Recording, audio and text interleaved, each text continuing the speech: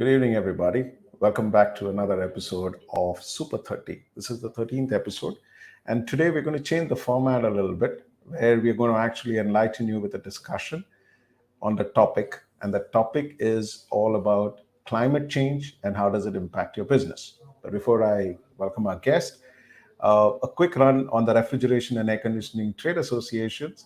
We are a 73-year-old organization, primarily an MSME driven organization and an association for the MSMEs in the field of HVAC&R, focused on the growth of the MSMEs in this business. The Supr30 program, the 13th episode, is being bought in partnership with CEEW, and we've covered a range of topics, primarily focused on policy matters and matters that can impact your business, that impacts the industry. So today I have Shikha with me. Hi Shikha, thank you for taking time out and being on this program today. So Shikha is the lead program manager at CEEW. Before we get on to the topic, Shikha, over to you to explain what CEEW is all about. Okay, thank you, Mr. Panikkar, and good evening, everyone. It's a pleasure to be back. I know the last few sessions, a lot of my colleagues have been here, so I'm really thrilled to be given the opportunity to talk to all of you. So as Mr. Panikkar mentioned, I am from the Council on Energy, Environment and Water. CEEW is a policy research institution. We are housed in New Delhi. We're about over 12 years old now, so we're not the youngest kids on the block, but definitely not one of the sort of age-old ones either. And what we do at CEW is essentially use data, which is primary research, strategic outreach, to try and impact sustainable development at scale. So we pick on issues that have sustainability elements to it, whether that's parts of the energy transition, energy access, what's happening in the space of cooling, which again will have a, very, very high footprint in terms of energy consumption, but also the global warming potential of the gases that are being used in the HVAC sector. And we try and understand what these different technology transitions actually mean for the economy within India. What does it mean for jobs within India? What does it mean for industries such as yourselves? And how do we benefit the country, the industry, the jobs, as well as the sustainability impact of all of these subsectors? And that's really what we do at CW here. And I take care of our sustainable cooling program, as well as oversee some of the research that happens around climate negotiations at CEW. Amazing, Shikha. Thank you so much. So to all our viewers and all our members who joined us today, there's been a lot of talk going about the G20 and India's presidency around it. People who are in Mumbai saw how the city just transformed for the G20 summit. We've never seen the Mumbai city as beautiful and as lit up for the G20 summit. But as part of the G20 summit, one of the biggest discussions that is being spoken about is the climate change and sustainable cooling. And it just fit to bring up this discussion today as to what is the impact of climate change into our business, into the HVAC business. So, Shikha, let's actually, what do you call it, declutter this whole thing, and let's put it in simple language so that everybody understands what's the big impact on my business in the long term. So what is COP? Can you explain to everybody what is the meaning of the COP?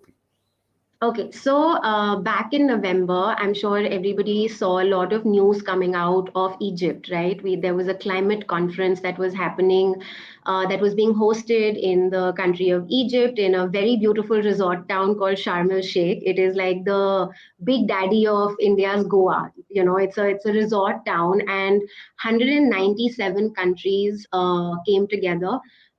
There were about 45,000 people who visited that city over the span of 2 weeks to basically try and negotiate how do we move forward towards climate change adaptation, climate change mitigation, as well as a host of other areas around climate change. And these conferences are known as the Conference of Parties, and that is what COP stands for. And you would have read COP27 in Egypt, because this was the 27th meeting or the 27th conference of parties that got together to negotiate on all things climate change. And so that is sort of how you define what COP is. And I think what we need to understand is that while climate change occurs at a global level, the impacts, are happening in a regional level, they're happening at a global level, they're happening at a district level, they're happening at multiple levels of governance. But this is the only multilateral space or platform where actually all the countries, all known recognized countries, are part of one negotiation. Otherwise, it is up to India to do what India does within its domestic borders, right? Tomorrow we can have Yeah. a tie-up with the US or with Japan or with Australia, a lot of which we do actually, to work on different elements of climate change. But the reason that COP is important globally when it comes to climate change is because it is the only global platform to talk about the global problem that climate change is. Amazing. So this is all about the global stuff. So I mean, like how you said, how important is it in the Indian context for us as Indians? Uh, Yeah. is COP really important for India? Yeah, hugely important. So India is one of the largest countries that is impacted by climate change. India is also increasingly one of the countries that is contributing a lot of greenhouse gas emissions in the global ranking of it, right? So we are the fourth largest emitter of greenhouse gases. And we are also a very large developing country where access to sustainable energy, access to sustainable cooling, the impact that climate change, increase in temperatures is taking place, on regular Indians is very, very high. To give you a data point, right? Research that my colleagues at CEEW conducted and brought out last year told us that 75% of the districts in India are prone to extreme climate events, right? Which means Wow. 75% of India, where 80% of our population lives, are prone to droughts, to floods, to wildfires, to extreme heat, to extreme rain, to cyclonic events, so on and so forth. So the challenge that climate change is presenting to India is very big. And unless there is going to be a global resolution of how do you tackle, both the rising emissions, but also the adaptation necessities, right, and the impacts that climate change is already starting to have in India, become very, very critical. And this is the only platform where that global conversation takes place. This is also the platform where India, as a developing country, can stand with all other developing countries and talk about the historical emitters, right? Which is basically US, Canada, Western Europe, like countries who went through the original industrial revolution, because those are the largest polluters, those are the historical polluters of greenhouse gases. So this is the platform where you can actually bring to account all of those countries rather than working with them as partners bilaterally, which we do, right? This is also the platform where we say that, hey, you know what? The reason that India is having to adapt this much to climate change, or that 80% of our population will require climate change adaptation, means that you need to do something about it, because the reason that we need to adapt is because you have created that kind of climate change already. That's amazing. But as discussed, there was a lot of discussion because since you're talking about developed world and India and everything, there was a lot of news about loss and damage. What is the Yeah. meaning of this loss and damage? Okay, so we have known for several decades now that human beings are impacting climate change, right? Some part of climate change is natural, it is part of evolution, like recorded evolution. But the pace at which we are putting greenhouse gases into the atmosphere is causing climate change to occur at a rate and at a pace and at a scale that is, it is actually extremely scary if you start looking at the trend lines, right? We also know that we have crossed a certain amount of threshold, right? So what we should have done, how quickly we should have stopped the emissions of greenhouse gases into the atmosphere. Those ambitions were curtailed considerably, not because the ambition wasn't there, but because nobody decided to meet the targets that they had put out for themselves. And so, what that means is that we know that on average, global temperatures have already increased by 1 degree Celsius, right? That is an onset that has already happened. It is taking place as we speak, right? Temperatures will keep on increasing, glaciers will keep on melting. So, these are your slow events that are happening. But what we also know, and science has proven this time and again, is that because of climate change and because of the slow onset of events that's happening, the climatology of the planet as we know it is also changing, right? So it's a simple thing, like wherever it is that the audience over here is at, every year we talk about how, oh, इस महीना में पहले इतना गर्मी नहीं होता था, right? Or it never used to rain in this month, or this time we didn't have Loo, which is that really dry hot air that blows in Delhi in the month of June.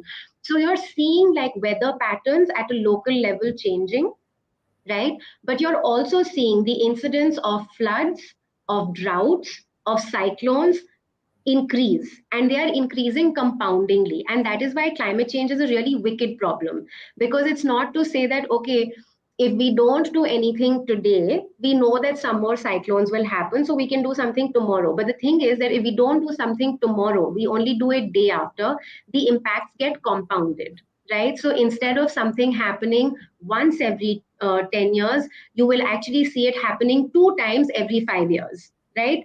That is the scale at which these impacts take place of climate change. And loss and damage is essentially saying that all of the losses and the damages that are being caused as a result of slow climatic events such as temperature change, so how much agriculture produce is getting impacted because you cannot grow certain types of crops when it is that much hotter, traditionally that were grown there. On the other side is that if more and more cyclonic events are happening, there are losses and damages to people's lives, to people's livelihoods, to infrastructure, to businesses, so on and so forth, right? So loss and damage has essentially been developing countries all around the world telling the historical emitters, which is countries who were part of the first industrial revolution, that look, because you have not managed to curb your greenhouse gas mitigation, greenhouse gas emissions significantly, we are now already facing the impact of climate change. And therefore, we are asking for you to look into the loss and damage that we have incurred as countries and pay out. Interesting, very interesting. And Shikha, before I actually take this further, I want to, most of our viewers are wondering, that's all great, the climate change and everything, but what harm have I caused as an HVAC company? Am I also Mm, contributing into that? And I think that clarity needs to come in is, how is the HVAC company contributing to this whole climate change? right. I mean, and Yeah. where, and which is why you are saying that, it's important that we understand climate change. Yeah. So I think at a personal level, we are all contributing to climate change, right? But when we talk about COP, they don't care about individuals, right? Everything is Yeah. spoken at a national level. And one of the things that you will always hear India say is per capita emissions are very low, right? Which means that um, while we are the fourth largest emitter globally, if we actually look at how many people we are and how much each of us is emitting, right? How much carbon budget each of us is utilizing. India is nowhere in the running, when it comes to if you really want India to prosper. Um, and I think we have to take that with a pinch of salt, because while that is a very legitimate argument for India to put forth at an international level, I think we have to recognize that we are a part of a very privileged population, right? So if you are driving a car, if you have access to fairly decent and stable electricity, fairly decent and stable internet, you're already a minority in this country, right? And each of these, so whether it is the food that you're eating, the resources that you're consuming by way of electricity, by way of water, the kind of, meats that you are buying, as part of your diet, avocados that you're eating as part of your diet, so on and so forth. Like all of these have a repercussion in terms of the carbon potential that they carry and how far they have come from. So it is, I think, at an individual level, it comes down to, are you taking public transport? What is the type of fuel consumption that you are responsible for in your transportation, in your dietary needs? And I think this is where the whole concept of life, right, which is sustainable life, that the Prime Minister has brought out comes in. So I think one is at an individual level, and also as a company, are you encouraging your employees to be more sustainable? Like, are you, so for example, at CEEW, right, where our office is, the metro station is a little bit far away from where our office is. It's not walking distance. So what we have done is actually tied up with this company called Blue Smart, which is essentially a taxi Electric. agency like Uber and Ola, except its entire fleet is electric vehicles, right? So, as an organization, CEW is encouraging the use of public transport as well as electric mobility. Empowering that public transport to a certain extent, right? So I think the first thing to understand is that at an organizational level, at an institutional level, can you do something to make your employees' behavior a little bit more sustainable than not, right? And I think at the second level, which is a lot of what the Supr30 conversations so far have been about, right? That how does the HVAC sector transition away from high global warming potential refrigerant gases to low global warming potential refrigerant gases? And secondly, how do you make your enterprises as well as your appliances, right? So your processes and your products much more energy efficient. I think really it falls within those two verticals. If I am to take away the HR, like organizational management part of it, but that's really where it comes down. And I think what's interesting is that this is a sector that is governed not just by the climate conversation, but a whole other environmental treaty, which is known as the Montreal Protocol, right? Mountain So in that way, like, as a sector, it definitely has that kind of potential, right? Because we know that just the refrigerant change means zero point 0.4 degrees Celsius of climate change averted, right? That is huge. Now you add to that the mix of energy efficiency or renewable electricity powered appliances, right? You're talking gigatons of emissions that can be reduced. So I think the potential is huge. And again, I'm sort of laying out a more macro story here, but happy to like kind of delve deeper into some of the slices of this pie. Amazing. And in fact, for our members, the biggest takeaway is we advise a lot of the customers what's the right equipment to use. So we got to be very judicious about what we are advising. The onus on climate change as HVAC solution providers is also how do you recommend the right solution, not only from a customer's perspective, but also from a perspective of climate change. So Shikha, Yeah. what was COP27? What was decided at the COP27? So just before I jump back into COP27, right? I think one of the things that RATA membership should really be thinking about, because we know that the capital cost of moving towards really efficient and sustainable technologies is that much more, right? And I'm sure in terms of vendors, whatever you are suggesting, there will be someone who will suggest something cheaper, which is not going to be as efficient or as sustainable. I think it may be interesting to also look at the life cycle of what that investment means, so that when you are talking to your customers, it's like, okay, yeah, you're paying that much more today, but this is how much you end up saving over a lifetime. Because remember, electricity is only going to get more expensive, and it's also going to like get that much more in demand, right? Which is also why it will get more expensive. So I think just as a quick response to what you mentioned, right, about the interface with the clients. The economics of it always talks much more than well-intended sustainability conversation would. So just something to think about. And coming back to COP27, so what was decided is that for the first time after 11 years or 10 years of developing countries fighting very hard to put loss and damage on the table, right? Because these are the countries that are already suffering immense losses, right? Like, look at the floods that happened in Pakistan. Look at the amount of destruction that we have seen in Orissa. As a result of cyclones, there are heat waves now coming in, right? We had this year we saw the first heat wave being named as a natural disaster internationally. It's called Zoe, right? So we know that the incidence of all of these natural disasters are only increasing, and they are bringing a lot of damage to lives as well as to livelihoods as well as to infrastructure and what are commonly known as public goods. And for the last 10 years, developing countries have been saying very, very loudly that we need to do something about loss and damage. Rich countries need to pay for the losses and damages that we are incurring because you have failed in your actions when it comes to climate change, right? And at this COP in particular, that is the one big win that we saw, that for the first time, formally, the agreement has included that there will be institutionalization as well as a financing facility that will be developed to take care of loss and damage incurred as a result of climate change. So I think Amazing. that's the really big win from COP27.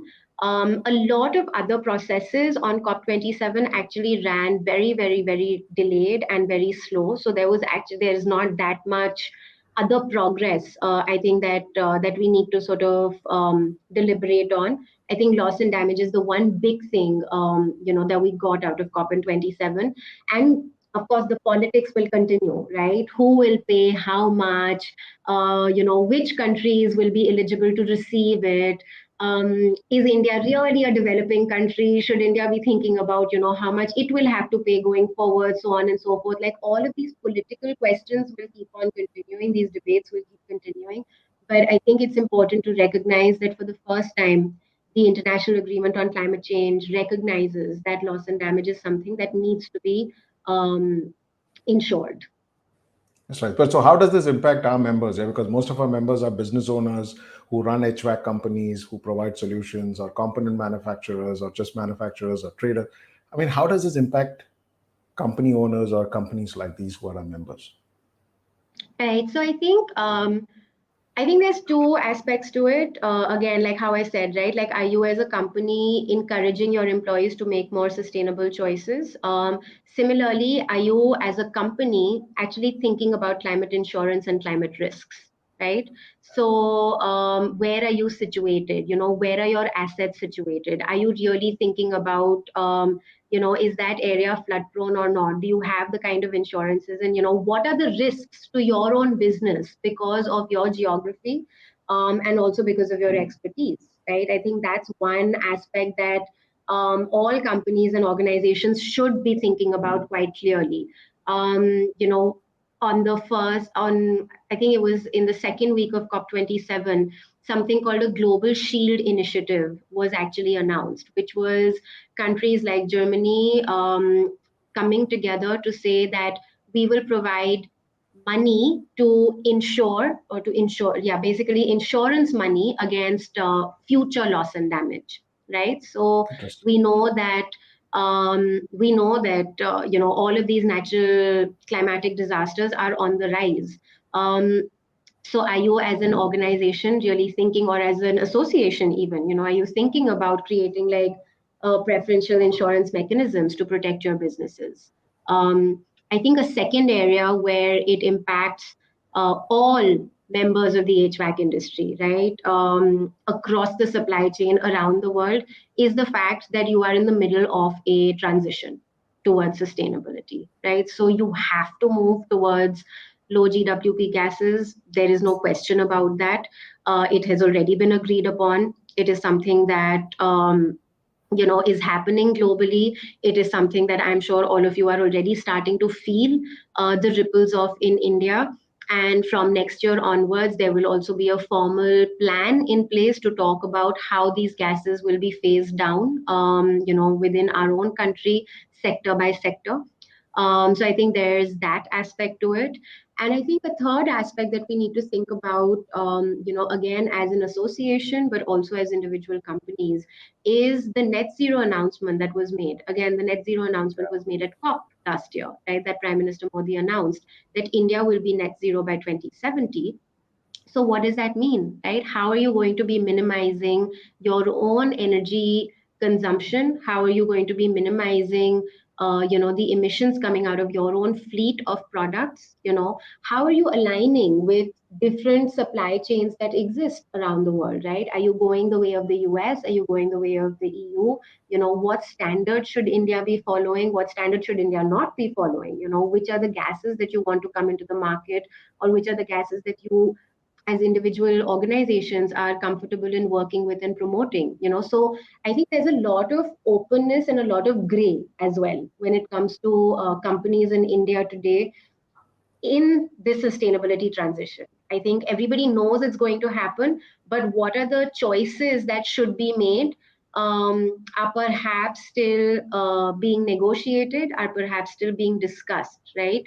But the fact of the matter is that it is impacting you already, and it is on you to sort of steer the way of which way towards which supply chains, which geographies your company goes. Amazing. So just a last one question, Shika, before we actually so to most of the viewers, GWP, what is this global warming potential? It's primarily got to do with the refrigerants that we use at the air conditioners. So what kind of equipments are we recommending? What are we using? All that makes a big impact. And please remember energy efficiency. So whatever systems you design, keep that in mind. That's part of all about sustainable cooling. And today it's available for you to actually fix it before the regulation comes around it. So it might as well, let's Yeah. fix it before somebody else steps in and tells us what to do. So on that note, I would like you to tell me, Shika, as to what should RATA membership be thinking vis-a-vis climate change and their business. That's what this whole topic was. So let's summarize and say that, what is it that between climate change and my business that all of us should be thinking about? So I think one, that choices matter, right? So and information matters. So I think educating your own selves and educating your own employees about the transition that is happening, about good servicing practices, about energy efficiency, about low global warming potential refrigerants. I think all of these are information packages that need to span the length and breadth of our country, right? So whether it is your employees, whether it is your clients, whether it is your vendors, please spread the message, because these are realities that are going to hit out at each and every stakeholder who is a part of this sector in one way or another. So I think one is that. Second, as I said, choices matter, right? So what you are recommending today is going to be a part of the life cycle is going to continue at least for 15 to 20 years, right? So I think we need to be clear about what the impacts are going to look like, what is the kind of skill that you're going to need to make sure that operation and maintenance of those systems, of those units, and also what the technology transition of those units are going to look like, right? So are you today making the choice of continuing business as usual, but then that 4 years later you will be far behind a lot of other people who are already making that choice towards more sustainable products today, right? So I think taking those business calls, which of course all of you do much better than what I can give you any advice on. But I think it's important to recognize that choices matter.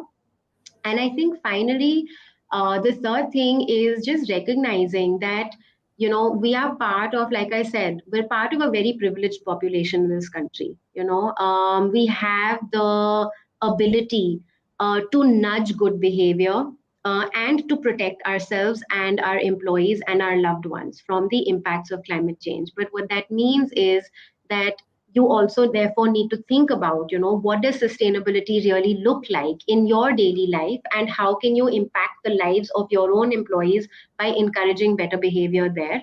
At an organizational level, thinking about things like climate risks, what are the risks that are coming towards you, but also being the strategic players that you all are, thinking about the opportunities. So if it's only going to get more and more hot, that means more and more people are going to need cooling. If the number of climate events is going to only increase. That means we need that much more risk insurance against these climatic events. So on and so forth, right? So I think see it as something that you should try and change today, but with a business eye to tomorrow, so that you can all make a little bit more money in the process. Amazing, Shikha. Thank you so much. So, what the biggest takeaway is, as business owners, we need to be sensitive to climate change. We need to make sure that we understand that HVAC industry impacts this climate change. If we don't fix it, regulation will force us to do it. But then let there be a moral approach to the whole thing, right? It's all about building a business that's profitable, but not at the cost of a future generation. So, can we actually bring sustainability into our business practices, whether it's the equipments that you suggest, whether it's from an energy efficiency, whether it's from a refrigerants, whether it's from our servicing practices, or just about running our own organizations? And I think that's what sustainable cooling is all about. And we are stakeholders in that process. So great, Shikha. Thank you so much. It's great for actually putting clarity into all that discussion that's been happening around in the media. And thank you so much. And thank you very much for taking time out to explain everything to us. Thank you so much for having me, and I look forward to seeing you soon. Thank you very much, everybody. We'll be back again next month with another topic that Next impacts year. our industry. And next year, Yeah. yeah, actually, it's Happy New next Year, year now. everyone. Yes, Yeah, exactly. happy new year. Yeah, we'll see you next year with another topic that impacts our industry. Thank you very much. Thank you, everybody. See you around. Bye bye. Thank you. Bye.